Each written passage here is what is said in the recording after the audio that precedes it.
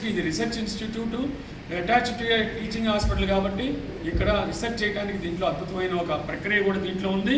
దీంట్లో field diameter almost 3.5 centimetres ఉంటుంది, 35 centimetres ఉంటుంది. ఈ 35 సెంటీమీటర్స్ రేడియస్లో చక్కగా ఎంతో బాగా కనపడే ఒక అద్భుతమైన లైట్ ఇది. దీంట్లో ఆర్టిఫిషియల్ ఇంటెలిజెన్స్ ఫీచర్స్ కూడా ఉన్నాయి.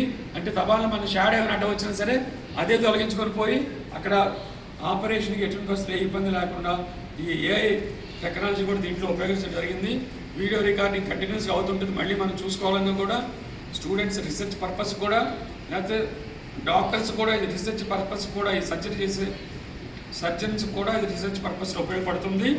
సో ఇలాంటి ఒక అద్భుతమైన twin dome automatic camera, inbuilt video system ఉన్న ఏఐ సిస్టమ్ కూడా ఉన్న ఈ కెమెరా, ఈ లైట్ని మనం వాళ్ళ రోజున ఇనాగరేట్ చేసుకోవటం, నేను సూపరింటెండెంట్గా నా చేతుల మీద ఇనాగరేట్ చేసుకోవటము, మీరందరికీ కూడా శుభాభినందనలు తెలియజేస్తున్నాను.